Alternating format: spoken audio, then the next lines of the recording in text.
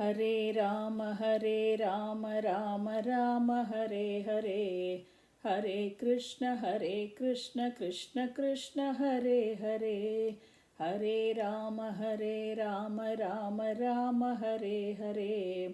Hare Krishna, Krishna Krishna, Hare Hare. Hare Rama, Rama Rama, Hare Hare. Hare Krishna, Krishna Krishna, Hare Hare. Maitreya Uvacha इत्यजेनानुनीतेन भवते परितुष्यता अभ्यधायि महाबाहो प्रहस्य श्रूयतामिति प्रहस्य श्रूयतामपि. The sage Maitreya said, O mighty armed Vidura, Lord Shiva, being thus pacified by the words of Lord Brahma, spoke as follows in the answer to Lord Brahma's request. Mahadeva uvacha nadam prajesha balanam varnaye nanu chintaye deva maya vibhutanam dandastatra dhruto maya. Lord Shiva said, My dear father, Brahma, I do not mind the offences created by the demigods, because these demigods are childish and less intelligent. I do not take a serious view of their offences, and I have punished them only in order to right them. Prajapater dhagdashirno bhavatvajamukam shiraha mitrasya chakshushe ksheta bhagam swam barhisho bhagaha. Lord Shiva continued, Since the head of Daksha had already been burned to ashes, he will have the head of a goat. The demigod known as Bhaga will be able to see his share of sacrifice through the eyes of Mitra. Pusha tu yajamanasya dadbhirjakshatu pishtabhuk devah prakruta sarvanga yema ucheshanam dhaduhu.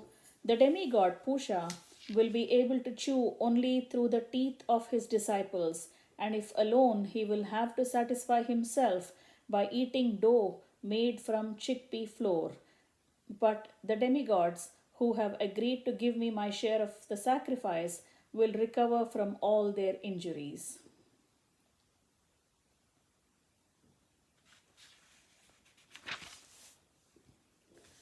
Bahubhyamashvino pushno Hastabhyam krutabahavaha bhavantvadvaryavaschanye bhastashmashrulbhrugurбhavet.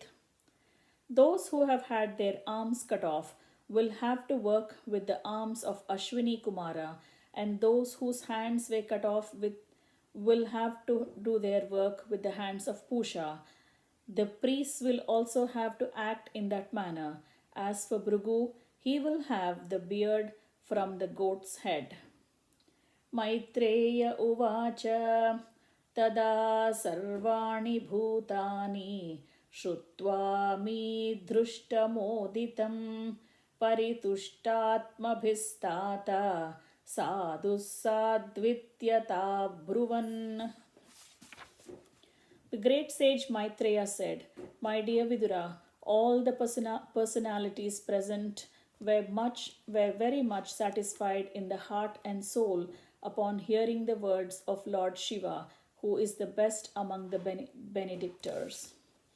Tato midvam samamantriya shrunasira maharshibhihi bhutastadeva jana devayajanam samidvadvedhaso yayuhu. Thereafter, Bhrigu, the chief of the great sages, invited Lord Shiva to come to the sacrificial arena. Thus the demigods, accompanied by the sages, Lord Shiva and Lord Brahma, all went to the place where the great sacrifice was being performed. विधाय कास्न्येन च तदद्याह भगवान् भवः सन्ददुः कस्य कायेन सवनीय पशोः शिरः. After everything was executed exactly as directed by Lord Shiva, Daksha's body was joined to the head of the animal meant to be killed in the sacrifice. Sandhiyamane shirasi daksho rudrabhivikshitah sadhyas supta ivotastau dadrushe chagrato mrudam. When the animal's head was fixed on the body of King Daksha, Daksha was immediately brought to consciousness as he awakened from sleep, the king saw Lord Shiva standing before him. Tada vrushadvajadvesha kalilatma prajapatihi shivavalokakadha शिवावलोकाद भवच्छद्रव इवामलः शिवावलोकाद भवच्छरद्रध इवामलः.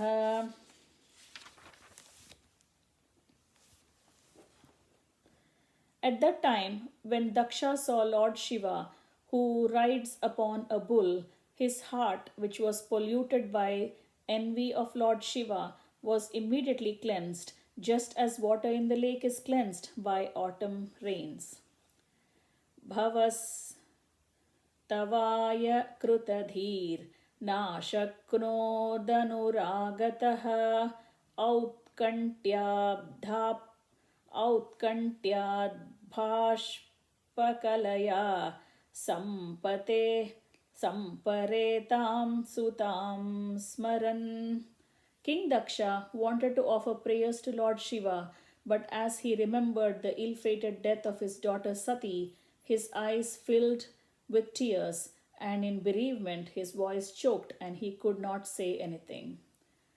Krichat samstabhya cha manaha prema vihwalita sudhihi shashamsa nirvyalikena bhavenesham prajapatihi. At this time, King Daksha, afflicted by love and affection, was very much awakened to his real senses. With great endeavor, he pacified his mind, checked his feelings, and with pure consciousness began to offer prayers to Lord Shiva. Daksha uvacha bhuyananugrah aho bhavata krute me dandastvaya mai bhruto yadapi pralabdah na brahma bandhushu chavam bhagavannavajna tubhyam harescha kruta eva drutavrateshu. King Daksha said, "My dear Lord Shiva, I committed a great offense against you, but you are so kind that instead of withdrawing your mercy, you have done me a great favor by punishing me. You and Lord Vishnu never neglect even useless, unqualified brahmanas. Why then should you neglect me, who am engaged in performing sacrifices?" Vidya tapo vratadharan mukhatasma Vidya tapo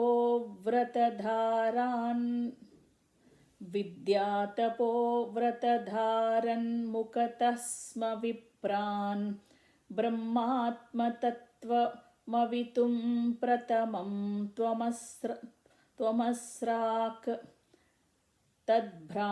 tadbrahmanan paramasarva vipatsupasi palaf pashuniva vibho pragruhita dandaha.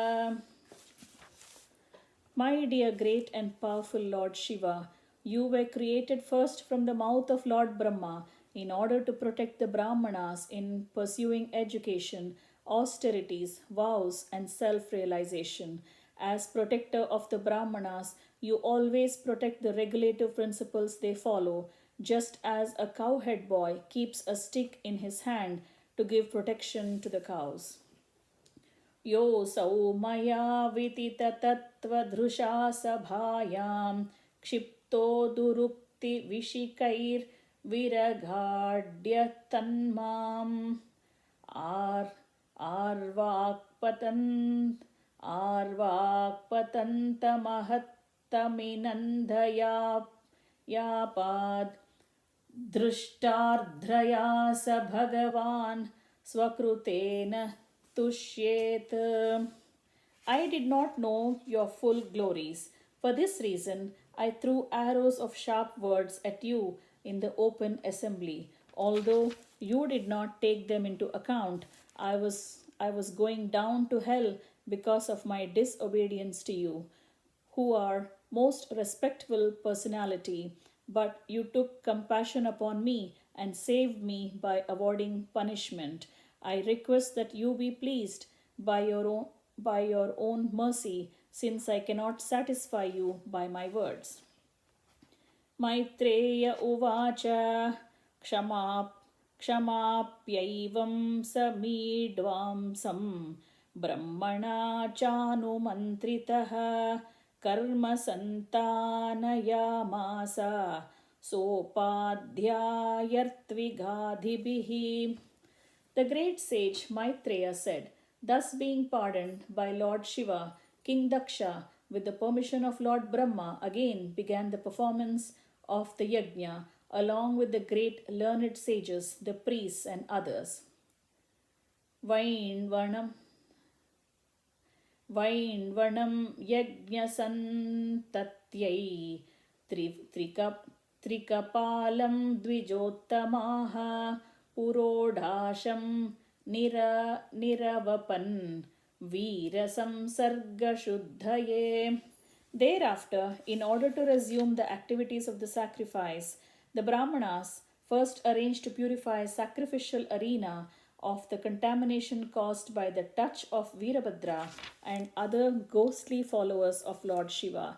Then they arranged to offer into the fire the oblations known as Purodasa.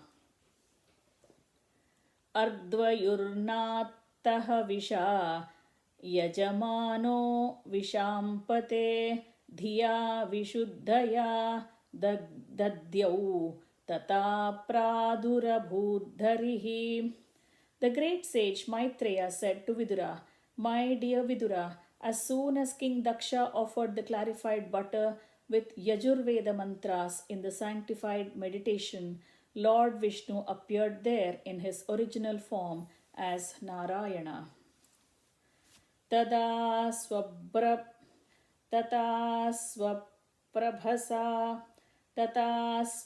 swaprabhaya tesham dhyotayantyadisho dasha mushnam steja upanitas tarkshyena stotravajina.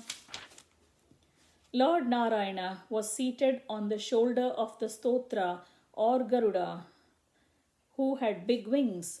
As soon as the Lord appeared, all directions were illuminated, diminishing the lustre of Brahma and others present. Shyamo hiranyarashanor kakirita jushto neelalakam kabramara kundalasyah shankabja chakra sharachapa gadasi charma vyagrair hiranmaya bhutairiva karnikaraha.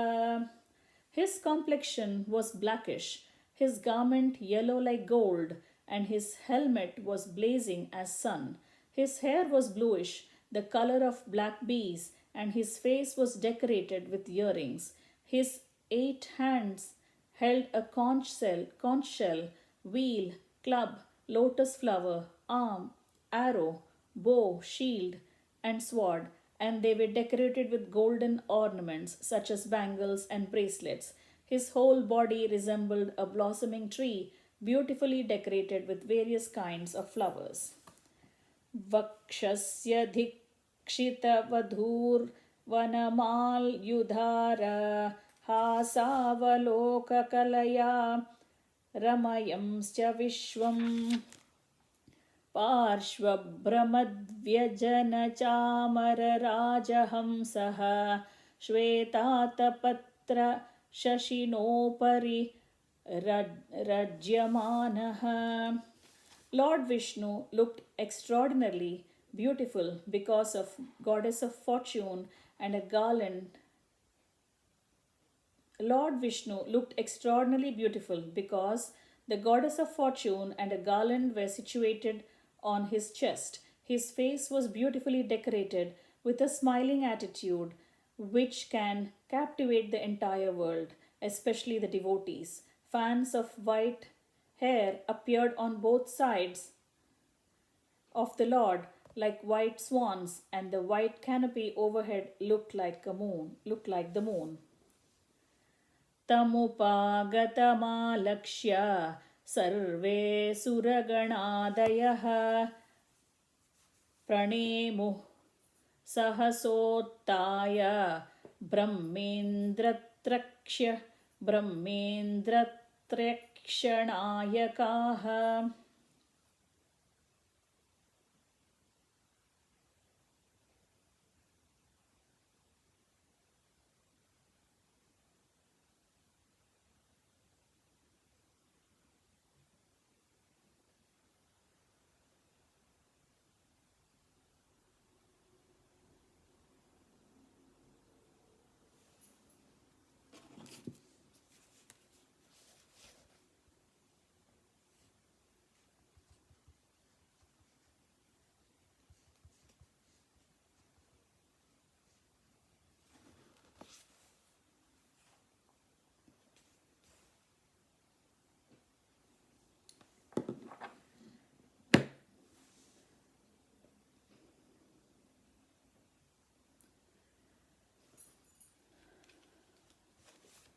तमुपागतमालक्ष्य सर्वे सुरगणादयः प्रणेमुः सहसोत्थाय ब्रह्मेन्द्रत्र्यक्षणायकाः.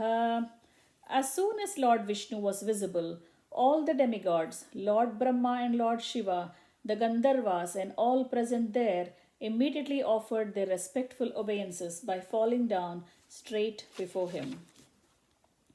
तत्तेजसा हतरुचः सन्निजिह्वा ससाध्वसाः मूर्ध्ना धृताञ्जलिपुटा उपतस्तुरधोक्षजम्. In the presence of the glaring effulgence of the bodily lustre of Narayana, everyone else's lustre faded away, and everyone stopped speaking. Fearful with awe and veneration, all present touched their hands to their heads, and prepared to offer their prayers to the Supreme Personality of Godhead, Adokshaja. Apyarvagvruttayo yasya mahitvatmabhuvadayah yatamati grunanti sma krutanugraha vigraham. Although the mental scope of even demigods like Brahma was unable to comprehend the unlimited glories of the Supreme Lord, they were all able to perceive the transcendental form of the Supreme Personality of Godhead by His grace. Only by such grace could they offer their respectful prayers according to their different capacities.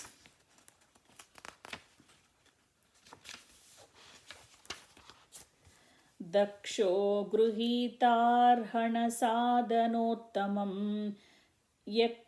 यज्ञेश्वरं विश्वसृजां परं गुरुं सुनन्दनन्दाध्यनुगैर्वृतं मुधा गृणन् प्रपेदे प्रयतः कृताञ्जलिः. When Lord Vishnu accepted the oblations offered in the sacrifice Daksha, the Prajapati began with great pleasure to offer respectful prayers unto him. The Supreme Personality of Godhead is actually the master of all sacrifices and preceptor of all the Prajapatis, and even he is served even by such personalities as Nanda and Sunanda.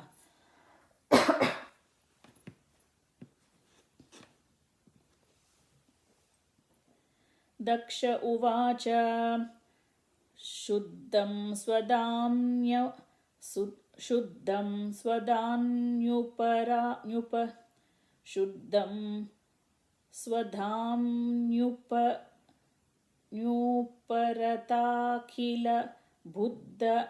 बुद्ध्यवस्थं शुद्धं स्वधान्युपरताखिल बुद्ध्यवस्थं चिन्मात्रमेकमभयं प्रतिशिष्यमायां तिष्ठं स्तयैव पुरुषात्वमुपेत्य तस्याम् आस्ते भवानपरिशुद्ध इवात्मतन्त्रः.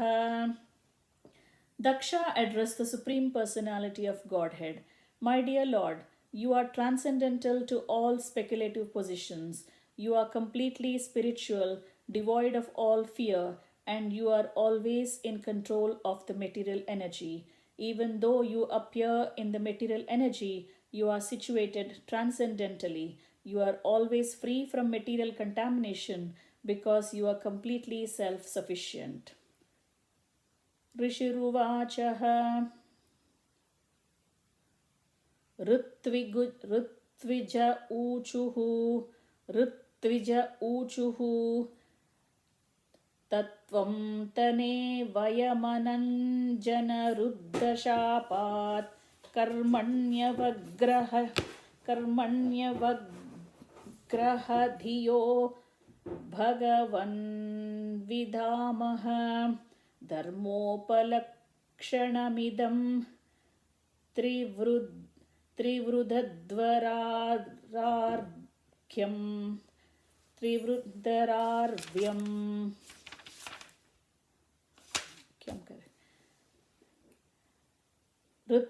ऋत्विज ऊचुः तत्त्वं न मे वयमनञ्जन रुद्रशापात् कर्मण्यवग्रहधियो भगवन् विदामः धर्मोपलक्षणमिदं त्रिवृद्धद्वराख्यं ज्ञानं यदर्थमधिदैव मधो व्यवस्थाः. The priest addressed the Lord, saying, O Lord, transcendental to material contamination, by the curse offered by Lord Shiva's men, we have become attached to fruitive activities, and thus we are now fallen and therefore do not know anything about you. On the contrary, we are now involved in the injunctions of the three departments of Vedic knowledge under the plea of executing rituals in the name of Yajna. We know that you have made arrangements for distributing the respectful shares of the demigods.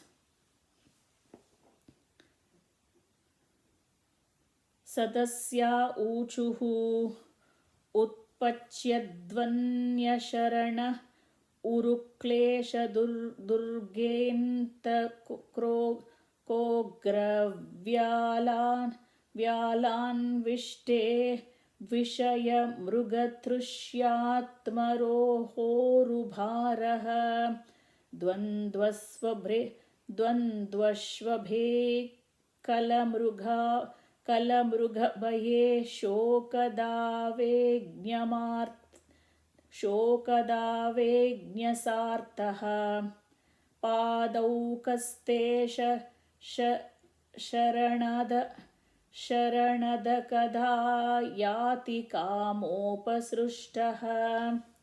The members of the assembly addressed the Lord. O exclusive shelter of all who are situated in troubled life, in this formidable fort of conditional existence, The time elements, like a snake, is always looking for an opportunity to strike. This world is full of ditches and so called distress and happiness, and there are many ferocious animals always ready to attack.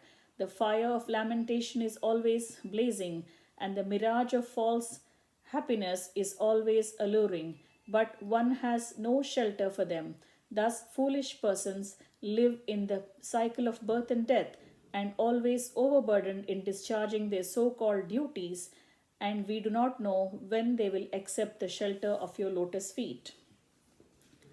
Rudra Uvacha Tava तव वरद वराङ्घ्रावशिषेहा किलार्ते ह्यपि मुनिभिरसक्तैरादरेणार्हणीये रदिरचितधियं वा मा विद्यलोकोपविद्धं जपति न गणये तत्त्वत्परानुग्रहेण.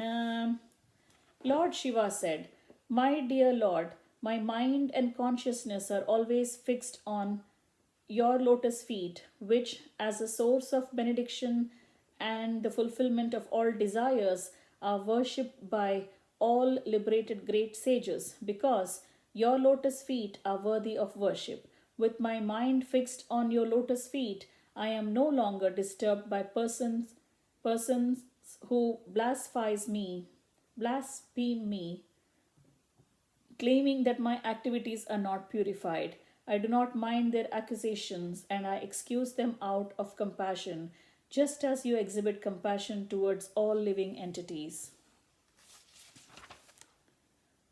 Bhruguruvacha Yanmayaya Gahanaya Pahrutatmabodha Brahmadayas Tanu Bruthastama Tamasi Swapantaha Natman Shritam Tava Vidantyadhunapi Tattvam Soyam Prasidhatu Bhavan Pranatatma Bandhu.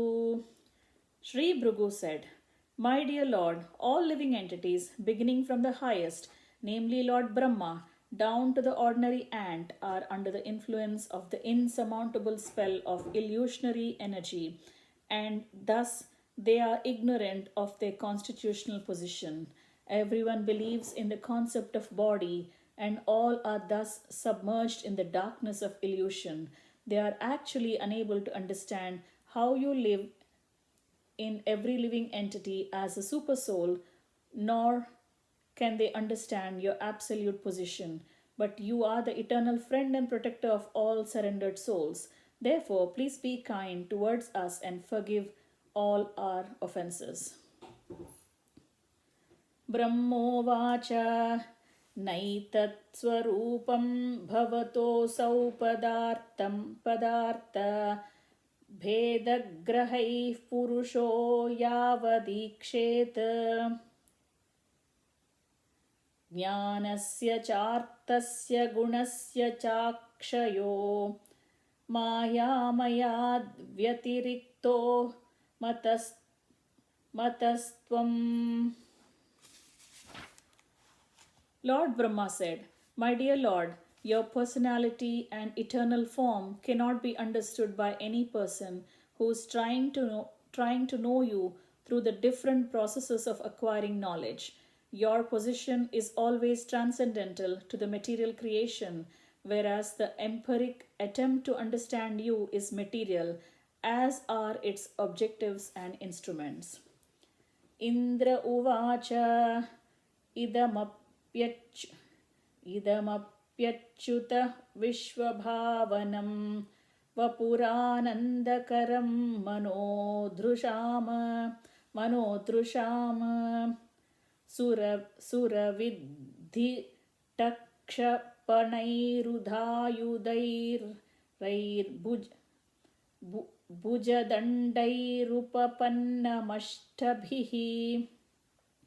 Indra Uchuhu idamapyachyuta vishvabhavanam वपुरानन्दकरं मनोदृशां सुरविद्वित्क्षपणैरुधायुधैर्भुजदण्डैरुपपन्नमष्टभिः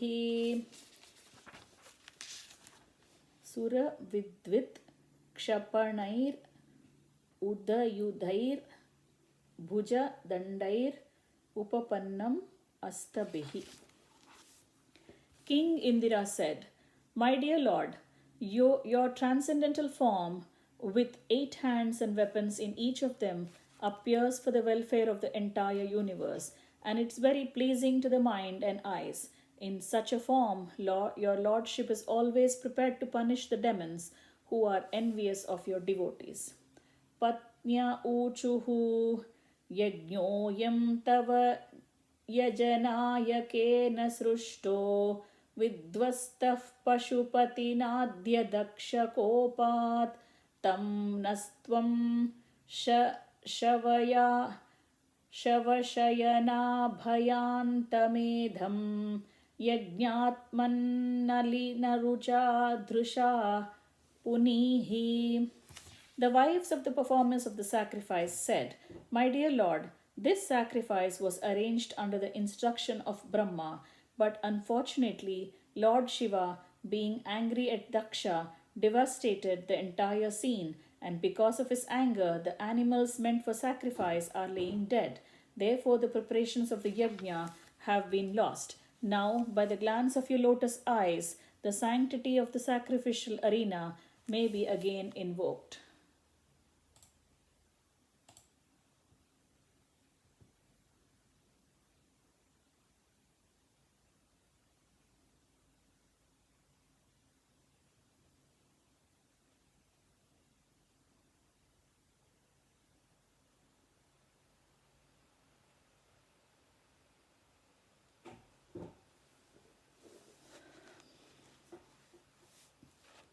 ऋषय ऊचुः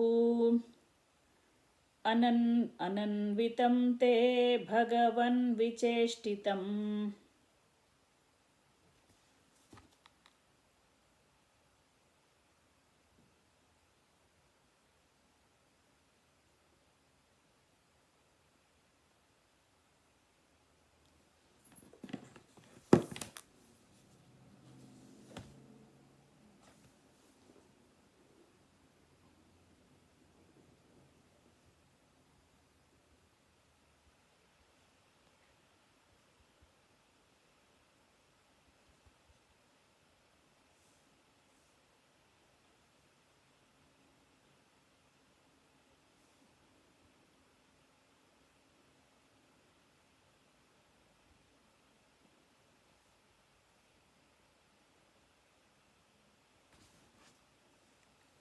ऋषय ऊचुः अनन्वितं ते भगवन् विचेष्टितं यदात्मनाचरसि हि कर्मणाज्यसे विभूतये यत उपसेदुरीश्वरीं न मन्यते स्वयमनुवर्ततीं भवान्. The sages prayed, "Dear Lord, your activities are most wonderful, and although you do everything by your different potencies, you are not at all attached to such activities. You are not even attached to the goddess of fortune, who is worshipped by the great demigods like Brahma, who pray to achieve her mercy." Siddha uchuhu ayam tvatkataam mrushapiyuh shanadhyam manovaranah kleshadavagnidagdah tusharto vaghado na sasmaradhavam na nishkramapi brahma sampannavannah. The Siddhas prayed, "Like an elephant that has suffered in a forest fire, but can forget all its trouble by entering a river, our minds, O Lord, always merge in the nectarian river of your transcendental pastimes, and they desire never to leave such transcendental bliss, which is as good as pleasure of merging in the Absolute.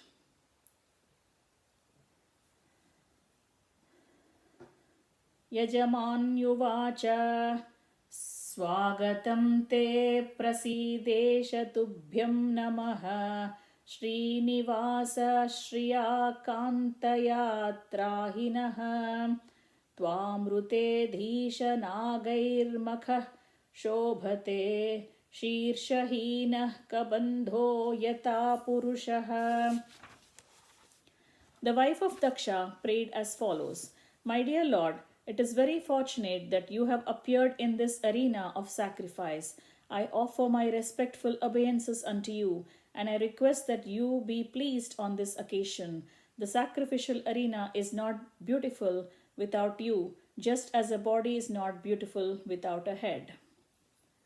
Lokapala uchuhu društah kim no drugvira madgahaistvam pratyagdrashta dhrishate yena vishvam maya hyesha bhavadiya hi bhuman yastvam shashtah panchabhirmasi bhutaihi.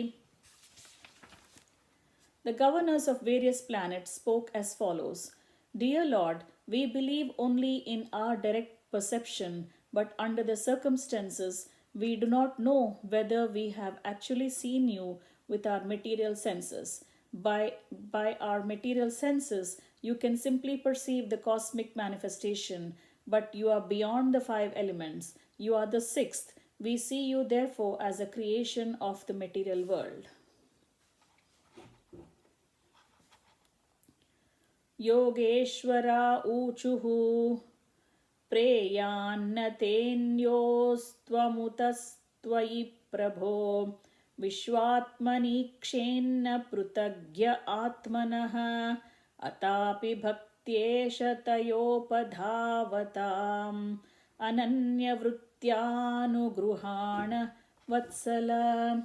The great mystic said, Dear Lord, persons who see you as non-different from themselves, knowing that you are the supersoul of all living entities, are certainly very, very dear to you.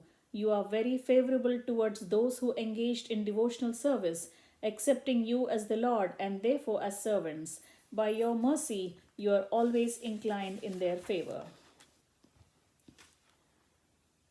Jagadudbhavastitilayeshu daivato Bahumidyamana gunayatma mayaya Bahuvidyamana gunayatma mayaya Rachitatma bheda mataye swasamstaya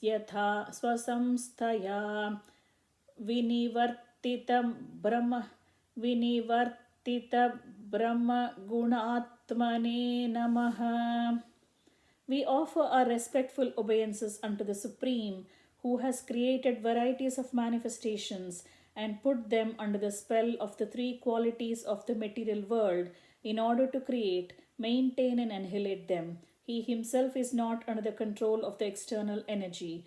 In his personal feature, he is completely devoid of variegated manifestations of material qualities, and he is under the illusion of the false identification.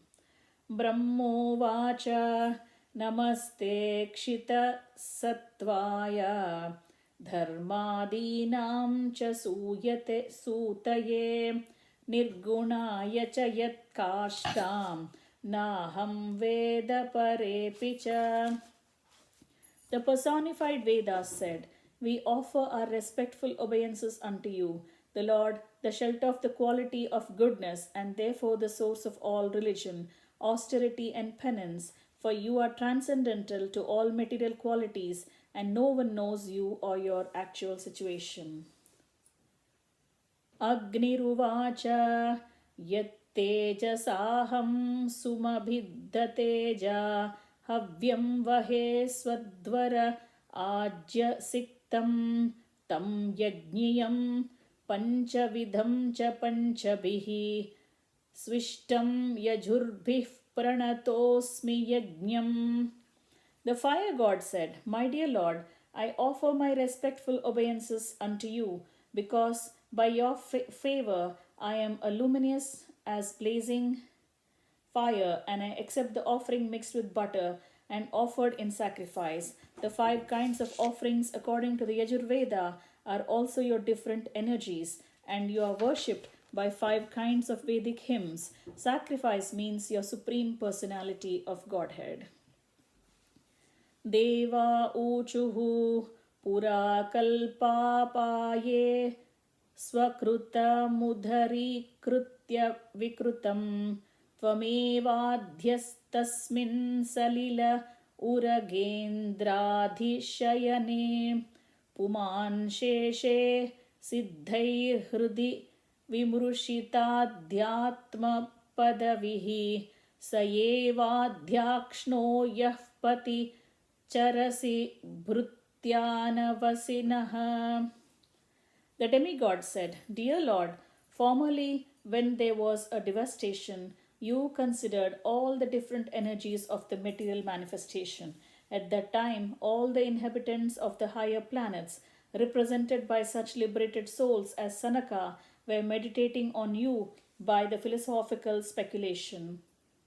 You are therefore the original person, and you rest in the water of devastation on the bed of Shesha snake. Now today you are visible to us who are all your servants. Please give us your protection.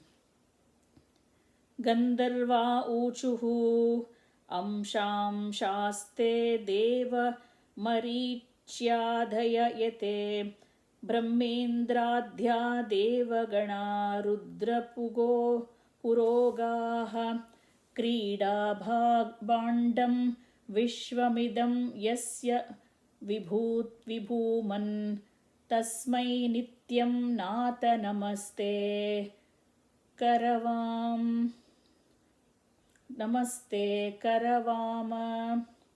The Gandharvas said, Dear Lord, all the demigods, including Lord Shiva, Lord Brahma, Indira, and Marichi, and the great sages, and are all only differentiated parts and parcels of your body.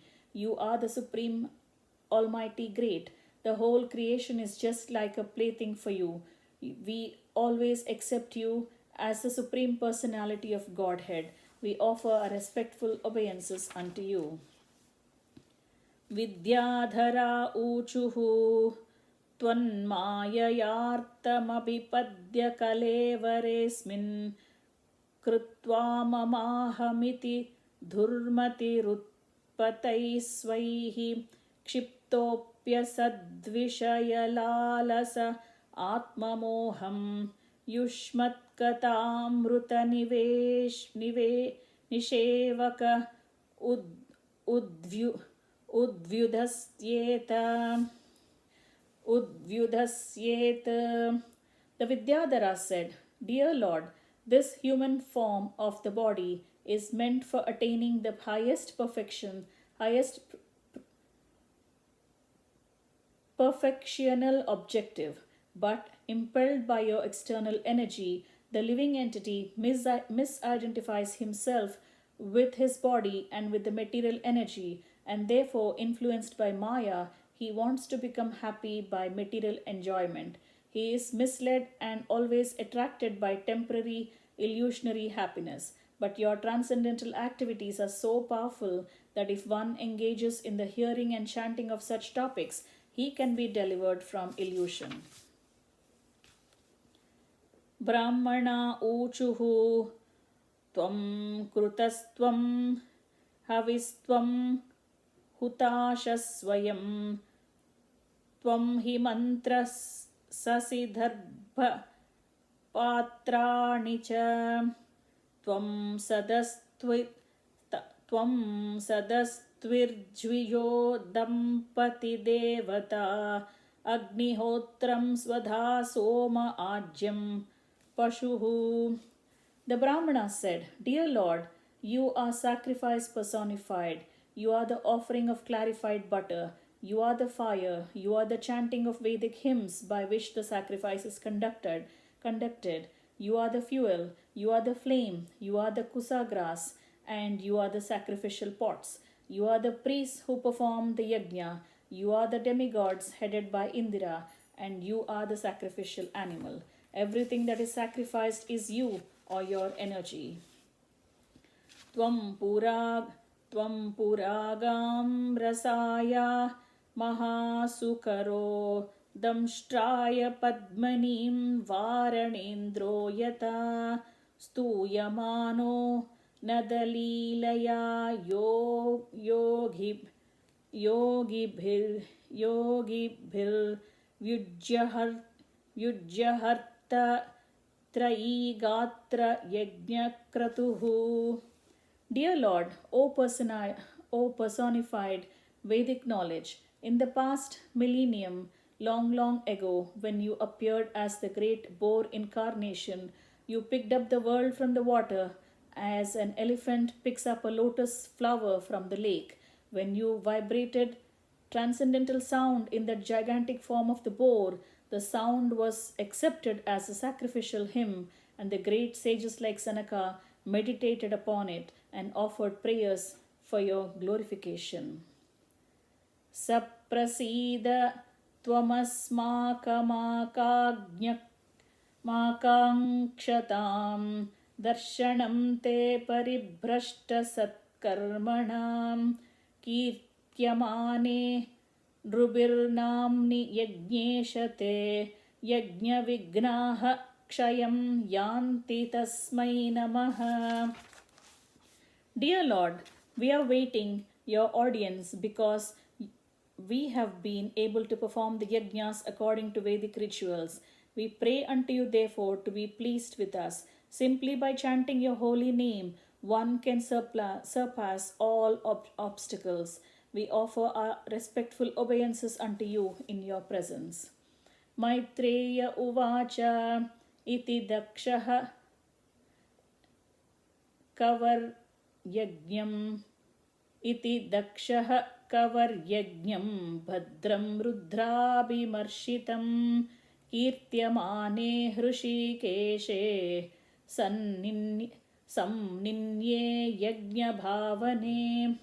Sri Maitreya said, after Lord Vishnu was glorified by all present, Daksha, his consciousness purified, arranged to begin again the yajna which had been devastated by the followers of Lord Shiva. Bhagavan svena bhagena sarvatma sarvabhagabruk daksham bhabhasha abhashya priyamana ivanagha. Maitreya continued, my dear sinless Vidura, Lord Vishnu is actually the enjoyer of the results of all sacrifices. Yet, because of his being the supersoul of all living entities, he was satisfied simply by his share of the sacrificial offerings. He therefore addressed Daksha in a pleasing attitude. Shri Bhagavanuvacha aham brahma cha sarvascha jagatah karanam param atmeshwara upadhrashta swayam drugha visheshanaha. Lord Vishnu replied, Brahma, Lord Shiva and I are the supreme cause of material manifestations. I am the supreme super soul, the self-sufficient witness, but impersonally there is no difference between Brahma, Lord Shiva and me. Atma mayam samavishya soham gunamayim dvija srujan rakshan haran vishwam dagre samjnam kriyochitam. The Lord continued, my dear Daksha, Dvija, I am the original personality of Godhead, but in order to create, maintain, annihilate this cosmic manifestation, I act through my material energy, and according to the different grades of activity, my representations are differently named. Tasmin brahmanya dvitiye kevale paramatmani ब्रह्मरुद्रौ च भूतानि भेदनाज्ञोऽनुपश्यति. The Lord continued, one who is not in proper knowledge thinks that demigods like Brahma and Shiva are independent, or he even thinks that living entities are independent. Yata pumanna swangeshu shiraf punyadishu kvachit parakya buddhim kurute evam bhuteshu matparaha. A person with average intelligence does not think the head and the other parts of the body to be separate. Similarly, my devotee does not differentiate Vishnu, the all pervading personality of Godhead, from anything or any living entity. त्रयाणामेकभावानां यो न पश्यति वैभिदां सर्वभूतात्मनां ब्रह्मन् स शान्तिमधिगच्छति. The Lord continued, one who does not consider Brahma, Vishnu, Shiva, or the living entities in general to be separate from the Supreme, and one who knows Brahman actually realizes peace. Others do not.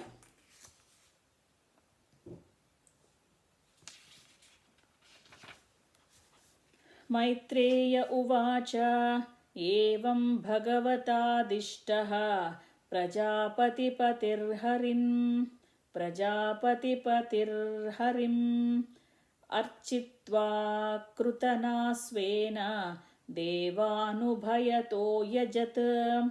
The sage Maitreya said, thus Daksha, the head of the Prajapatis, having been nicely instructed by the Supreme Personality of Godhead, worshipped Lord Vishnu. After worshipping him by performing the prescribed sacrificial ceremonies, Daksha separately worshipped Lord Brahma and Lord Shiva. Rudram cha svena bhagena hyupadhyavat samahitah karmano davasanena somapaniteranapi udavasya mahartvigbihi sasnavavabrutham tatah. With all respect, Daksha worshipped Lord Shiva with his share of the remnants of the yajna. After finishing the ritualistic sacrificial activities, he satisfied all other demigods and the other people assembled there. Then, after finishing all these duties with the priests, he took a bath and was fully satisfied. Tasma apyanubhavena svenaiva vaptaradhase dharma eva matim dhattva tridashaste divam yayuhu. Thus, worshipping the Supreme Lord Vishnu by the ritualistic performance of sacrifice, Daksha was completely situated on the religious path. Moreover, all the demigods who had assembled at the sacrifice blessed him that he might increase his piety, and then they left. Evam dakshayani hitva sati purvakalevaram jagye himavata kshetre menayamiti sushruma. Maitreya said, I have heard that after giving up the body she had received from Daksha, Dakshayani, his daughter, took her birth in the kingdom of the Himalayas. She was born as the daughter of Mena. I heard this from the authoritative sources. Tameva dayitam bhuya avrukte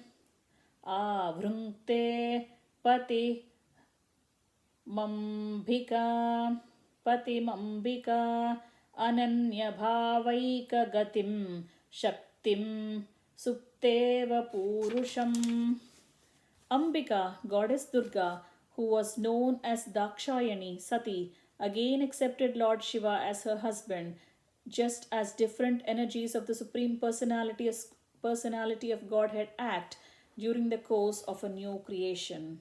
Etad bhagavata shambhoho karmadakshadvaradruhah karmadakshadvaradruhah shrutam bhagavata श्रुतं भगवताच्चिष्याद्दुद्ध्वान् मे बृहस्पतेः. Maitreya said, My dear Vidura, I heard this story of the Daksha Yajna, which was devastated by Lord Shiva, from Uddhava, a great devotee and a disciple of Brihaspati. Idam pavitram paramishacheshtitam. Idam pavitram paramishacheshtitam.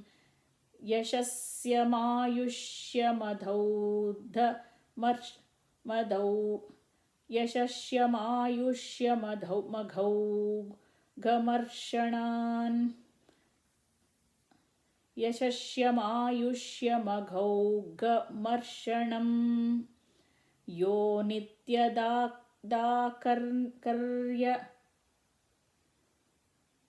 यो नित्यदाकर्ण्य नरोनुकीर्तयेद् धुनोत्यधं कौरवभक्तिभावतः. The great sage Maitreya concluded, if one hears and again narrates with faith and devotion this story of Daksha Yajna as it was conducted by the Supreme Personality of Godhead, Vishnu, then certainly one is cleared of all contamination of material existence, O son of Kuru. Thus ends the chapter entitled The Sacrifice Performed by Daksha. Hare Rama, Rama Rama, Hare Hare, Hare Krishna, Krishna Krishna, Hare Hare, Hare Rama, Rama Rama, Hare Hare, Hare Krishna, Krishna Krishna, Hare Hare, Hare Rama, Rama Rama, Hare Hare, Hare Krishna, Krishna Krishna, Hare Hare.